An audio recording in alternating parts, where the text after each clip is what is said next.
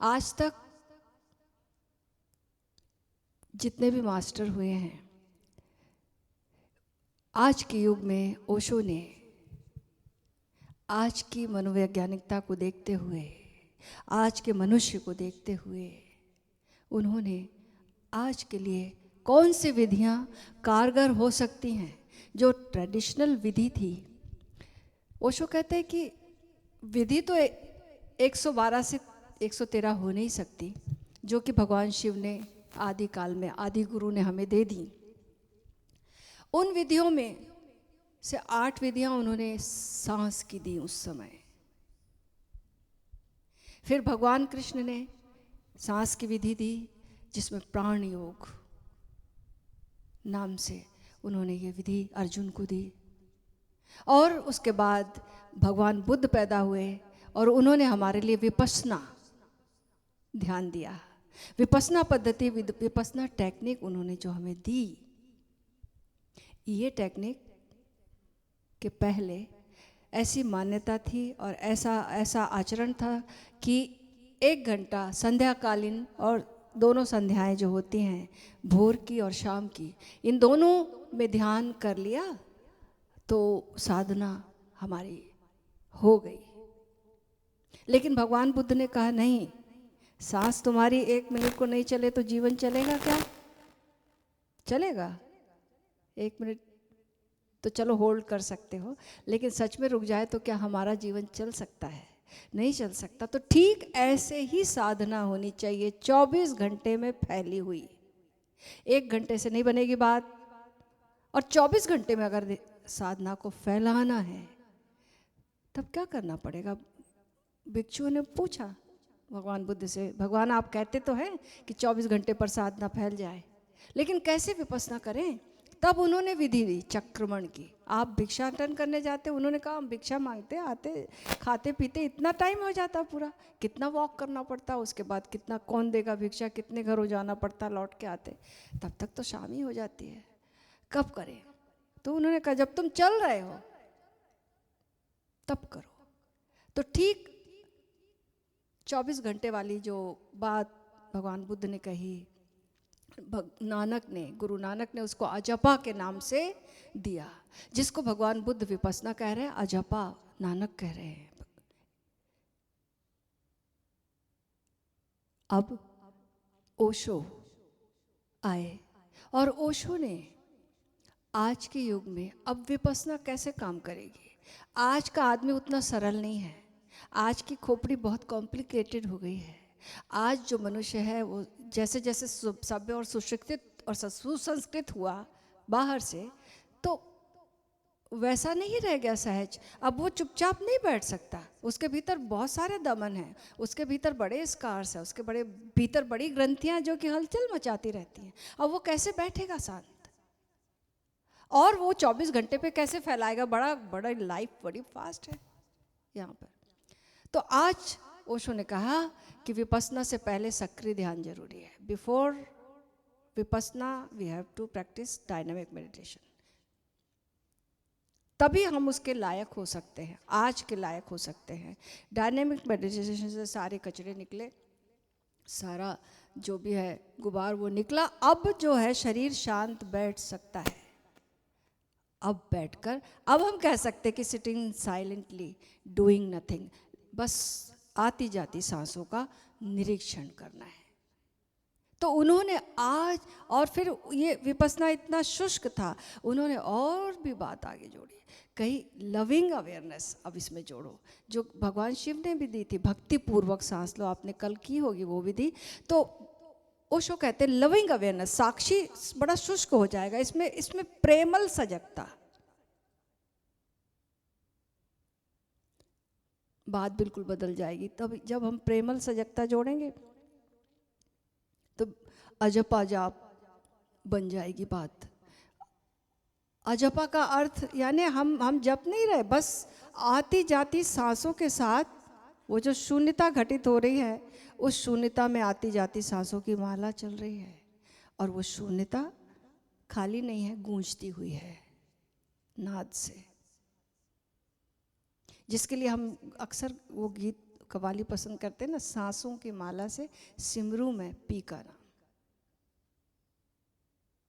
तो पूरे जीवन में आज ओशो ने बताया कि कैसे अब ये पूरे जीवन पे मेडिटेशन फैले। आप नहा रहे हैं तो नहाते समय जो आपके ऊपर पानी गिर रहा है, शावर आ रहा है, उसकी ठंडक को फील करें और साथ साथ ये फील करें हु इज फीलिंग दैट, वो ठंडक कौन महसूस कर रहा है। चल रहे हैं, जमीन का स्पर्श हो रहा है, बाहर का संस्पर्श हो रहा है, बाहर का वातावरण है, आकाश है, वो सब कौन महसूस कर रहा है। चलते हुए अपने सांसों की माला चल रही है और बाहर का भी जो संवेदना है उसके प्रति भी हम सजग हैं। और कौन है ये वॉच करने वाला, कौन सांसों को देख रहा है चलते हुए, कौन पैरों की गति को देख रहा है चलते हुए। अलग अलग प्रकार से बदलते बदलते चक्रमण की विधियों को करते रहेंगे। तो चलते हुए हो गई, दफ्तर में काम कर रहे हो तो बीच में रुक गए क्षण भर के लिए, किसी को भी नहीं पता, और बस उस ठहराव में अपनी सांसों पर ध्यान ले आए। और सांसों की जगह ओशो ने आसानी से, कुछ लोग पेट पर देख सकते हैं उठते गिरते पैर को, कुछ लोग नाकों की नासिका पुट के पास जो ठंडक और गर्मी लौटती हुई सांस में है, आती हुई सांस में ठंडक का छूना, वो टेम्परेचर को महसूस कर सकते हैं। और फिर उसके बाद ये विधि बढ़ती जाती है। अब फीलिंग जोड़ना है तो जैसे सांस, इतनी बड़ी गिफ्ट आ रही है भीतर, वो गिफ्ट भीतर जा रही है और वो गिफ्ट बाहर जा रही है। तो दोनों हाल में उसको रिकॉग्नाइज करना, आती हुई सांस के साथ, जैसे गेस्ट आ रहा उसके साथ चल पड़े पूरे घर तक, और उसके बाद फिर वापस छोड़ने भी आए। तो हमारी चेतना जो परिभ्रमण कर रही है सांस के साथ। तो ये गीत विपस्सना में अनुसंधान का साधन निराला है, विपस्सना आत्म अनुसंधान का साधन निराला है, बताती जिंदगी का राज ये सांसों की माला है, बताती जिंदगी का राज ये सांसों की माला है, विपस्सना आत्म अनुसंधान का। आत्म अनुसंधान, हु एम आई, मैं कौन हूँ, स्वयं की खोज की जो साधना है, सबसे अनूठी साधना है विपस्सना। ओशो ने इसकी बहुत तारीफ की और कहा कि सर्वाधिक लोग जो बुद्धत्व को उपलब्ध हुए इसी विधि से हुए। तो आत्म अनुसंधान का साधन, ये साधना बहुत निराली है। बताती जिंदगी का राज ये सांसों की माला है। हमारी जिंदगी का पूरा राज जो है क्या है, मैं कौन हूँ यही नहीं पता तो जीवन की अर्थवत्ता नहीं है, और फिर हम अर्थहीन उदास जीते हैं। लेकिन जब जीवन की अर्थवत्ता पता चल जाती है, अर्थवत्ता तभी पता चलती है जब हमें अपने होने का पता चलता, हु एम आई। अर्थवत्ता तभी हाथ में आती है जब हमारे क्षणभंगुर जीवन से हम पार जाते हैं और शाश्वत जीवन हमें मिलता है, और वो सांसों की माला से मिलता है। ये जो आती जाती सांस है, जहाँ हम खड़े हैं वो हमारा शरीर है, वहीं से ये सांस प्रवेश कर रही है। तो इस सांस को ब्रिज की तरह ले लो। ब्रिज का एक पार जो है ये शरीर है, और दूसरा पार्ट जो है ब्रिज का, बीच में नदी है जीवन की कह लो, और दूसरा जो पार्ट है वो है निराकार स्वरूप हमारा। तो ये ठीक, ये जो ब्रिज जा रहा है वो हमारे निराकार को टच कर रहा है। अब फॉर्मलेसनेस को हमारा ये जो सांस है ये टच कर रही है। तो अगर हम सांस का निरीक्षण करते रहें और वहाँ तक पहुँच जाएं जहाँ तक ये जाती है, और क्षण भर को ना बाहर होती ना भीतर होती है, उस क्षण ये राज खुलता है। तो ओशो कहते दोनों गैप्स को पकड़ो, दोनों गैप्स को, भीतर गई और क्षण भर को मुड़ने से पहले एक गैप आता है, उस गैप को पकड़ो और ऐसे ही बाहर गई, रह गई बाहर थोड़ी, फिर लौटती है। वो जो भीतर बाहर रह गई थोड़ी देर के लिए, फ्रिक्शन ऑफ सेकंड, उसको पकड़ो। जब उसको पकड़ेंगे तो ये राज खुलता है जीवन का। हमारा जो सच्चा स्वरूप है वह हमें, उसका उत्तर हमें मिलता है, उसका अनुभव हमें मिलता है। तो विपस्सना आत्म अनुसंधान का साधन निराला है, बताती जिंदगी का राज ये सांसों की माला है। महल में मन के जाके देख ले, सांसों की खिड़की से।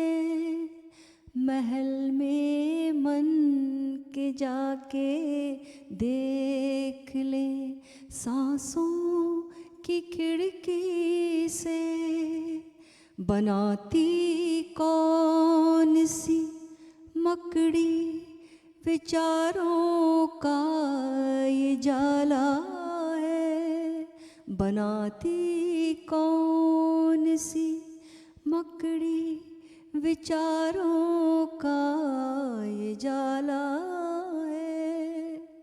एक विचार, उस विचार से दो विचार, उस विचार से चार विचार, एक विचार उठता है, उससे कितने विचार लगे हुए उससे चले आते, मकड़ी की जाले की तरह। तो कहाँ से उठा था ये विचार? ओरिजिनल पहला विचार कौन था, वहां पहुंच जाओ तो हम पाएंगे कि ये जाले से हम पार आ गए, हमें गैप मिला, शून्यता मिली। तो हमें विचारों का निरीक्षण करना है, उनसे लड़ना नहीं है, लेकिन उसको देखते देखते देखे कहाँ से ये उठा था, ये लहर गई उठी कहाँ से थी, वहाँ हम पहुँच जाते हैं उसे देखते देखते। ये भी विपस्सना है। विचारों को देखना विपस्सना है, सांसों को देखना विपस्सना है, जिसको हम आनापानसति कहते हैं।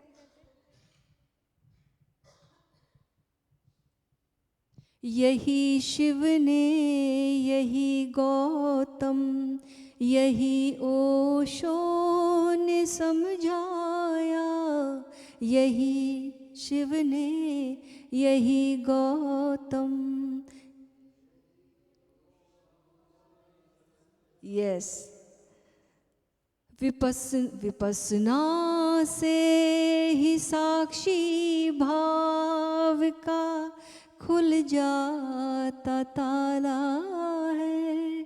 विपस्सना से ही साक्षी भाव का खुल जाता ताला है।